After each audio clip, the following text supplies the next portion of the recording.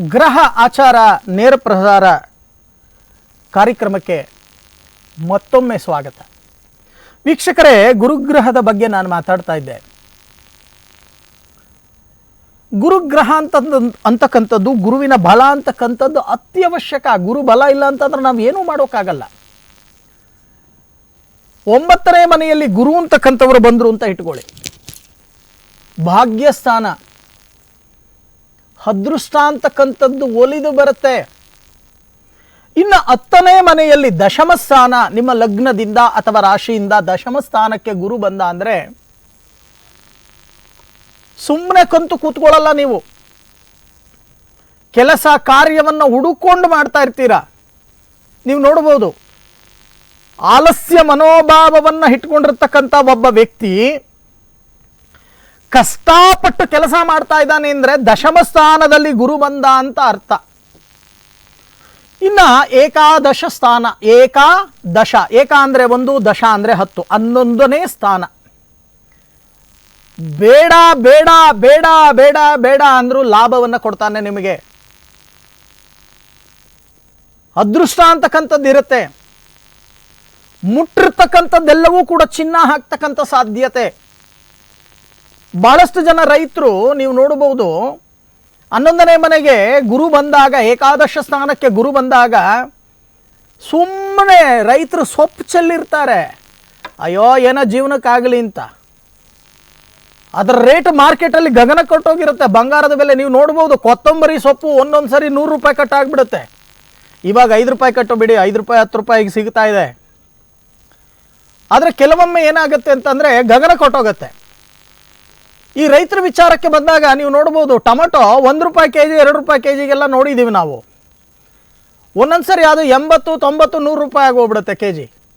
ಇದನ್ನೇ ಹೇಳೋದು, ಅದೃಷ್ಟ ಅಂತಕ್ಕಂಥದ್ದು, ಲಾಭ ಅಂತಕ್ಕಂಥದ್ದು, ಗುರುವಿನ ಬಲ ಅಂತಕ್ಕಂಥದ್ದು ಇದ್ದಾಗ ಮಾತ್ರ ಈ ರೀತಿಯೆಲ್ಲ ನಡೀತಕ್ಕಂಥ ಸಾಧ್ಯತೆ. ಹಾಗೆ ಇನ್ನು 12ನೇ ಮನೆ, 12ನೇ ಮನೆಯಲ್ಲಿ ಗುರು ಏನು ಮಾಡ್ತಾನೆ? ನಷ್ಟ ನಷ್ಟ ನಷ್ಟ ನಷ್ಟ ನಷ್ಟ ನಷ್ಟ. ಬೇಡ ಬೇಡ ಬೇಡ ಅಂದ್ರೂ ನಷ್ಟಗಳನ್ನು ಮಾಡ್ತಕ್ಕಂಥದ್ದನ್ನು ನಾವು ನೋಡ್ತೇವೆ. ಒಂದು ಕರೆ ಇದೆ, ನೋಡೋಣ. ಎಲ್ಲಿಂದ ಕರೆ ಮಾಡಿದ್ದಾರೆ? ಹಲೋ, ನಮಸ್ಕಾರ. ನಮಸ್ತೆ ಗುರುಜಿ. ನಮಸ್ಕಾರ ಅಮ್ಮ. ನಾನು ಕೊಪ್ಪಳ ಡಿಸ್ಟ್ರಿಕ್ಟ್ ಗಂಗಾವತಿಯಿಂದ ಮಾತಾಡ್ತಾ ಇರೋದು. ತಮ್ಮ ಹೆಸರು ತಾಯಿ?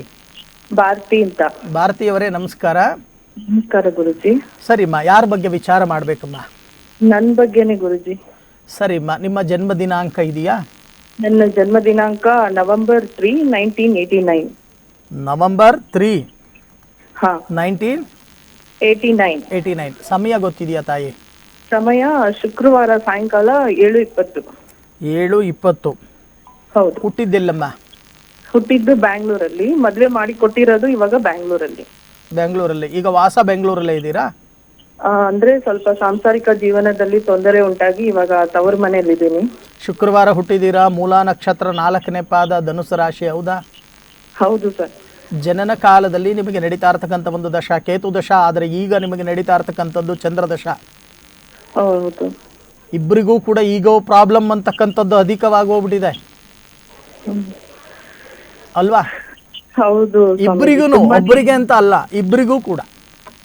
ಅವ್ರ ಹೆಸರು ರಾಘವನ್ ಅಂತ. ಅಲ್ಲಮ್ಮ, ಇಲ್ಲಿ ಮಾಂಗಲ್ಯಾಧಿಪತಿಯ ಕ್ಷೇತ್ರವನ್ನ ನಾವು ನೋಡಿದಾಗ 6ನೇ ಮನೆಯಲ್ಲಿ ಕುಜ ನಿಮ್ಮ ಜಾತಕದಲ್ಲಿದ್ದಾರೆ. ಇನ್ನೊಂದು ಕಡೆ ನಾವು ನೋಡಿದಾಗ ನೀವು ವೃಷಭ ಲಗ್ನದಲ್ಲಿ ಜನನವಾಗಿದ್ದೀರಾ. ಲಗ್ನ 3ಯ ಸ್ಥಾನದಲ್ಲಿ ಕೇತು, ಭಾಗ್ಯ ಸ್ಥಾನದಲ್ಲಿ ಅಧರ್ಮಕಾರಕನಾಗಿರ್ತಕ್ಕಂಥ ರಾಹು.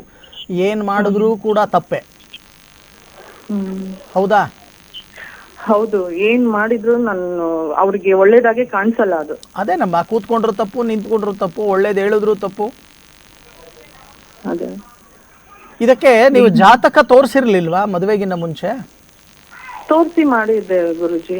ಸರಿಮ್ಮ, ಸಂತೋಷದ ವಿಚಾರ. ಆದರೆ ನಿಮ್ಮ ಜಾತಕದಲ್ಲಿ ಅಪೂರ್ಣ ಕಾಲಸರ್ಪ ದೋಷ ಅಂತಕ್ಕಂಥದ್ದು ಯಾರು ಗುರುತಿಸಿಲ್ವಾ? ಅದು ಹೋಗಿ ನಾವು ಪರಿಹಾರ ಮಾಡಿದ್ದಾಯ್ತು. ಎಲ್ಲಿ? ಕಾಳಹಸ್ತಿ ಆಗಿ ನೀವು ಹೋಗಿದ್ರಿ, ಲೈನ್ ಕೂತ್ಕೊಂಡಿದ್ರಿ, ಗುಂಪಲ್ಲಿ ಗೋವಿಂದ ಅಂತ ಹೇಳ್ಕೊಂಡು ಬಂದ್ರಿ. ಹೌದಾ? ಇಲ್ಲ, ಅದು ಸಪ್ರೇಟ್ ಆಗಿ ನಮ್ಗೆ ಪೂಜೆನೆ ಪರಿಹಾರನೇ ಮಾಡಿದ್ರು ನಾವು. ಸಪ್ರೇಟಾಗಿ ಎಷ್ಟು ದಿವಸ ಮಾಡಿದ್ರು? ಒಂದೇ ದಿನದಲ್ಲೇ. ಸಾಧ್ಯನೇ ಇಲ್ಲ. ಎಷ್ಟೇ ಕೋಟಿ ಹಣ ಖರ್ಚು ಮಾಡಿದ್ರೂ ಸಹಿತ ಒಂದೇ ದಿನದಲ್ಲಿ ಮಾಡಲಿಕ್ಕೆ ಸಾಧ್ಯ ಇಲ್ಲ. ಮೊದಲು ನೀವು ಮಾಡಬೇಕಾಗಿರ್ತಕ್ಕಂಥ ಕೆಲಸ ಇಷ್ಟೇ. ಅಪೂರ್ಣ ಕಾಲ ಸರ್ಪದೋಷ ಅಂತಕ್ಕಂಥದ್ದು ನಿಮ್ಮನ್ನು ಕಾಡ್ತಾ ಇದೆ. ಇನ್ನೊಂದು ಮೂಲಾ ನಕ್ಷತ್ರ 4ನೇ ಪಾದ ಧನುಸ್ಸು ರಾಶಿಯಲ್ಲಿ ಜನನವಾಗಿದ್ದೀರಾ. ಸೊ ಹಾಗಾಗಿ ಇಲ್ಲೇನಾಗತ್ತೆ ಅಂತ ಅಂದರೆ ಸರ್ಪದೋಷ ಆಗಾಗ ನಿಮಗೆ ಸಮಸ್ಯೆಯನ್ನು ಕೊಡ್ತಕ್ಕಂಥದ್ದು, ದಾಂಪತ್ಯ ಜೀವನದಲ್ಲಿ ನಿಮ್ಮ ನೆಮ್ಮದಿ ಭಂಗವನ್ನು ಮಾಡ್ತಕ್ಕಂಥ ಕೆಲಸವನ್ನು ಮಾಡುತ್ತೆ. ಇದಕ್ಕೆ ಪರಿಹಾರ ಗುರುಜಿ? ತಾಳೆಗರಿ ವನದಲ್ಲಿ ಅಥವಾ ಅರಣ್ಯ ಪ್ರದೇಶದಲ್ಲಿ 3 ದಿನಗಳ ಕಾಲ ಸರ್ಪ ಸಂಸ್ಕಾರ ಮಹೋತ್ಸವ, ನಾಗರ ಕಲ್ಯಾಣೋತ್ಸವ, ಏಕಾಂತ ಸೇವಾ, ನಾಗಶಾಂತಿ ಹೋಮ, ರಾಹು ಕೇತು ಕುಜ ಶಾಂತಿ ಹೋಮ, ಅದರದರ ಧಾನ್ಯದ ತುಲಾಭಾರ ದಾನ, ಲೋಹದಾನ, ವಸ್ತ್ರದಾನ ಇಷ್ಟನ್ನು ನಿಯಮಬದ್ಧವಾಗಿ ತಂದೆ ತಾಯಿಗಳಿದಾರಲ್ವಾ, ತಂದೆ ತಾಯಿಗಳು ಕೂತು ಜನ್ಮಕ್ಕೆ ಕಾರಣಕರ್ತರಾಗಿರ್ತಕ್ಕಂಥವರು ಮಾಡಬೇಕು. ಅವರು ಕೂತು ಮಾಡಬೇಕು. ನಿಮಗೆ ಸರ್ಪದೋಷ ಅಂದ ತಕ್ಷಣ ನೀವು ಹೋಗಿ ಕೂತ್ಕೊಂಡ್ರೆ ಸರ್ಪದೋಷ ನಿವಾರಣೆ ಆಗಲ್ಲ. ಓಕೆ ಗುರುಜಿ. ತಾಯಿ ಗರ್ಭದಿಂದ ಭೂಸ್ಪರ್ಶವಾದಾಗ ಬಂದಿರತಕ್ಕಂಥ ಸರ್ಪದೋಷ ಇದು. ಇದನ್ನ ನಿಯಮಬದ್ಧವಾಗಿ ಆಚರಣೆ ಮಾಡಿ. ಜೊತೆಗೆ ನನ್ನದೊಂದು ಸಲಹೆ ನಿಮಗೆ, ಹೇಳಿ ಗುರುಜಿ.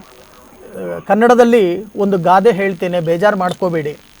ಇಲ್ಲ ಗುರುಜಿ. ಗಂಡ ಹೆಂಡಿರ ಜಗಳ ಹುಂಡು ಮಲಗೋ ತನಕ ಮಾತ್ರ ಇರಬೇಕು.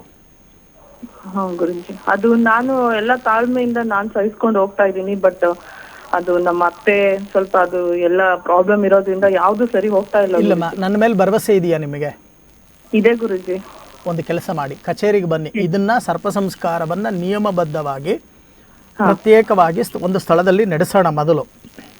ಓಕೆ ಗುರುಜಿ. ಆಮೇಲೆ ದಾಂಪತ್ಯ ಅನ್ಯೂನ್ಯತಾ ವೃದ್ಧಿ ಹೋಮ ಅಂತ ಬರುತ್ತೆ. ಓಕೆ ಗುರುಜಿ. ಅದನ್ನ ಮಾಡಿದ್ರೆ ಖಂಡಿತವಾಗಿ ಎಲ್ಲವೂ ಕೂಡ ಸರಿ ಹೋಗುತ್ತೆ. ಅವರು ಮಾಡಿರ್ತಕ್ಕಂಥ ತಪ್ಪುಗಳು ಅವರಿಗೆ ಅರಿವಾಗತ್ತೆ. ನಿಮ್ಮ ಒಂದು ಸ್ಥಾನಮಾನ, ನಿಮ್ಮ ಬೆಲೆ ಅಂತಕ್ಕಂಥದ್ದು ಅವರಿಗೂ ಕೂಡ ಅರ್ಥ ಆಗತ್ತೆ. ಈ ಪರಿಹಾರ ಮಾಡಿದ್ರೆ ಎಲ್ಲ ಸರಿ ಹೋಗುತ್ತಾ ಗುರುಜಿ? ಖಂಡಿತವಾಗಿ ಸರಿ ಹೋಗುತ್ತೆ. ಪ್ರಯತ್ನವನ್ನ ಪಡಿ. ಪ್ರಯತ್ನವನ್ನ ಪಡಲಿಲ್ಲ ಅಂದ್ರೆ ಯಾವುದೂ ಸರಿ ಹೋಗಲ್ಲ. ಬಂದು ಕಚೇರಿಯಲ್ಲಿ ಭೇಟಿ ಮಾಡಿ ವ್ಯವಸ್ಥಿತವಾಗಿ ಇದನ್ನ ಮಾಡಿಸ್ಕೊಡ್ತೀನಿ. ಆಗ್ಬೋದಾ? ನಾನೇ ಖುದ್ದಾಗಿ ಬಂದು ಮಾಡಿಸ್ಕೊಡ್ತೀನಿ. ಆಗ್ಬೋದಾ? ಓಕೆ ಗುರುಜಿ. ಒಳ್ಳೇದಾಗ್ಲಿ ತಾಯಿ. ಓಕೆ ಗುರುಜಿ. ಒಳ್ಳೇದಾಗ್ಲಿ. ಕರೆ ಮಾಡಿದ್ದಕ್ಕೆ ಧನ್ಯವಾದಗಳು. ಹೀಗೆ ಗುರುಬಲ ಬೇಕು ಅಂದ್ರೆ ಏನು ಮಾಡಬೇಕು?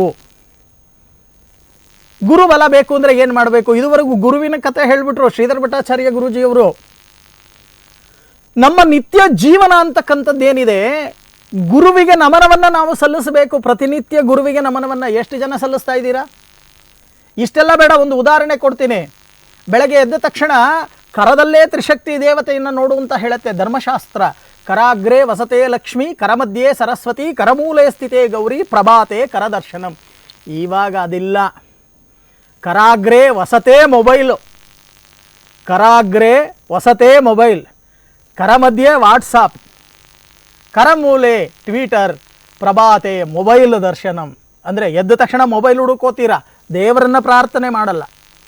ಆದರೆ ಗುರು ಹಿರಿಯರಿಗೆ ವಿಧೇಯಕವಾಗಿ ನಡ್ಕೊಳ್ತಕ್ಕಂಥ ಕೆಲಸವನ್ನು ಮಾಡಿ. ಯಾರ್ಯಾರಿಗೆ ಗುರುಬಲ ಇರಲ್ವೋ ಕ್ಷಣಕಧಾನ್ಯ, ಹಳದಿ ವಸ್ತ್ರ, ಸ್ವಲ್ಪ ಚಿನ್ನ, ಜೊತೆಗೆ ಗುರು ಶಾಂತಿ ಹೋಮವನ್ನು ಮಾಡಿ, ಕೃಷ್ಣಾರ್ಪಣವನ್ನು ಮಾಡಿ, ದಾನವನ್ನು ಕೊಡ್ತಕ್ಕಂಥ ಕೆಲಸವನ್ನು ಮಾಡಿ. ಆಗ ಗುರುವಿನ ಅನುಗ್ರಹ ಅಂತಕ್ಕಂಥದ್ದಾಗತ್ತೆ. ಇಲ್ಲಿ ಯಾವುದೇ ಪುರೋಹಿತರಾಗಲಿ ಜ್ಯೋತಿಷ್ಯರಾಗಲಿ ಯಾರೂ ಕೂಡ ದೇವರಲ್ಲ. ಚೆನ್ನಾಗಿ ಅರ್ಥ ಮಾಡ್ಕೊಳ್ಳಿ. ಗುರು ಅಂದರೆ ಮಾರ್ಗದರ್ಶನವನ್ನು ಕೊಡ್ತಕ್ಕಂಥವರಷ್ಟೇ. ನಿಮಗೆ ಒಳ್ಳೆ ದಾರಿಯನ್ನು ತೋರಿಸೋ ಒಂದು ಕೆಲಸವನ್ನು ನಾವು ಮಾಡ್ತೇವೆ. ನಿಮ್ಮ ಕರ್ಮಗಳನ್ನು, ನಿಮ್ಮ ಗ್ರಹಚಾರಗಳನ್ನು ನೀವೇ ಸರಿ ಮಾಡ್ಕೋಬೇಕೇ ವಿನಃ ಇಲ್ಲಿ ಯಾರೂ ಕೂಡ ದೇವರುಗಳಿಲ್ಲ. ಚೆನ್ನಾಗಿ ಅರ್ಥ ಮಾಡ್ಕೊಳ್ಳಿ. ನಿಮ್ಮ ಜೀವನದಲ್ಲಿ ಅನುಕೂಲಗಳು ಬರಬೇಕು, ಗುರುಬಲ ಬರಬೇಕು ಅಂತ ಅಂದರೆ ಮೊದಲು ಮನೆಯಲ್ಲಿರ್ತಕ್ಕಂಥ ಹಿರಿಯರಿಗೆ ವ್ಯವಸ್ಥಿತವಾಗಿ ತಗ್ಗಿ ಬಗ್ಗಿ ನಡೀತಕ್ಕಂಥ ಒಂದು ಕೆಲಸವನ್ನು ಮಾಡಿ, ವಿಧೇಯಕತೆಯಿಂದ ನಡ್ಕೊಳ್ಳಿ. ನೀವು ನೋಡ್ಬೋದು, ಎಷ್ಟೋ ಮನೆಯಲ್ಲಿ ನಾವು ನೋಡ್ತೀವಿ, ತಂದೆ ತಾಯಿಗಳು ಪಾಪ ನೆಲದಲ್ಲಿ ಕೂತ್ಕೊಂಡಿದ್ರೆ ಮಕ್ಕಳಾಗಿರ್ತಕ್ಕಂಥವರು ಸೋಫಾ ಮೇಲೆ ಕೂತ್ಕೊಂಡು ಕಾಲಲ್ಲಾಡಿಸ್ಕೊಂಡು ಕೂತ್ಕೊಂಡಿರ್ತಾರೆ. ಇದು ವಿಧೇಯಕತೆ ಅಲ್ಲ, ನಮ್ಮ ಹಿಂದೂ ಸಂಪ್ರದಾಯದ ಪದ್ಧತಿ ಅಲ್ಲ. ಚೆನ್ನಾಗಿ ಅರ್ಥ ಮಾಡ್ಕೊಳ್ಳಿ.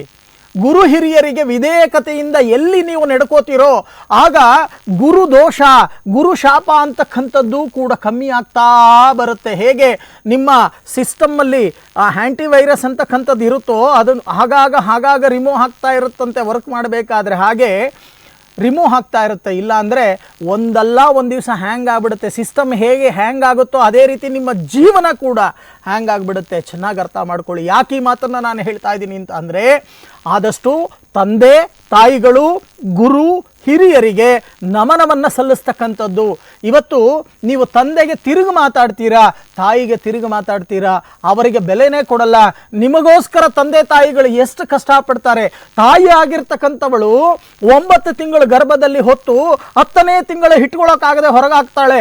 ಆದರೆ ತಂದೆ ಆಗಿರ್ತಕ್ಕಂಥವನು 18 ವರ್ಷಗಳ ಕಾಲ ತನ್ನ ಜ್ಞಾನ ಗರ್ಭದಲ್ಲಿ ನಿಮ್ಮನ್ನು ಇಟ್ಕೊಂಡು ನನ್ನ ಮಕ್ಕಳಿಗೆ ಒಂದು ಭವಿಷ್ಯವನ್ನು ರೂಪಿಸಬೇಕು ಅಂತ ಕಷ್ಟಪಡ್ತಾನೆ. ಆದರೆ ತಂದೆ ತಾಯಿಗಳಿಗೆ ವಿಧೇಯಕವಾಗಿ ನಡ್ಕೊಳ್ತಕ್ಕಂಥದ್ದನ್ನೇ ಮರೆತು ಬಿಡ್ತೀರಾ. ಗುರು ಆಗಿರ್ತಕ್ಕಂಥವನು ವಿದ್ಯೆ ಕಲಿಸ್ತಾನೆ, ಆ ವಿದ್ಯೆ ಹೇಳ್ಕೊಟ್ಟಂಥ ಗುರುವಿಗೆ ಅಪಕಾರಗಳನ್ನು ಮಾಡ್ತೀರಾ, ಅವರಿಗೆ ಅವಮಾನ ಮಾಡ್ತೀರಾ. ಖಂಡಿತವಾಗಿ ಮಾಡಬೇಡಿ.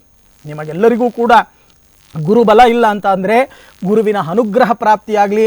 ಯಾರ್ಯಾರಿಗೆ ಗುರು ಶಾಂತಿ ಹೋಮವನ್ನು ಮಾಡಬೇಕು ಬನ್ನಿ, ಕಚೇರಿ ನಂಬರಿಗೆ ಫೋನ್ ಮಾಡಿ, ಖಂಡಿತವಾಗಿ ಗುರು ಶಾಂತಿ ಹೋಮವನ್ನು ನಡೆಸಿ ಅವರಿಗೆ ಆ ರಕ್ಷೆಯನ್ನು ಕೊಡ್ತಕ್ಕಂಥ ಒಂದು ಕೆಲಸವನ್ನು ಮಾಡ್ತೀನಿ. ಮತ್ತೊಮ್ಮೆ ಹೇಳ್ತೀನಿ, ಮತ್ತೆ ನೀವು ಯಾರ್ಯಾರಿಗೆ ಕರೆ ಸಿಕ್ಕಿಲ್ವೋ ಅವರಿಗೆ ಕಚೇರಿ ನಂಬರಿಗೆ ಕರೆ ಮಾಡಿ ಅಪಾಯಿಂಟ್ಮೆಂಟ್ ತಗೊಳ್ಳಿ, ನೇರವಾಗಿ ಬಂದು ಭೇಟಿಯಾಗಿ ನಿಮ್ಮ ಸಮಸ್ಯೆಗೆ ತಕ್ಕ ಪರಿಹಾರವನ್ನು ಕೊಡ್ತೀನಿ.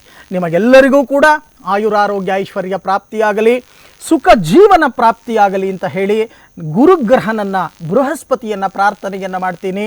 ನಿಮಗೆಲ್ಲರಿಗೂ ಕೂಡ ಒಳ್ಳೆಯದಾಗಲಿ. ಇಲ್ಲಿಗೆ ಕಾರ್ಯಕ್ರಮವನ್ನು ಮುಕ್ತಾಯವನ್ನು ಮಾಡ್ತೀನಿ. ಸರ್ವೇ ಜನ ಸುಖಿನೋ ಭವಂತು, ಸಮಸ್ತ ಸನ್ಮಂಗಳಾನಿ ಭವಂತು.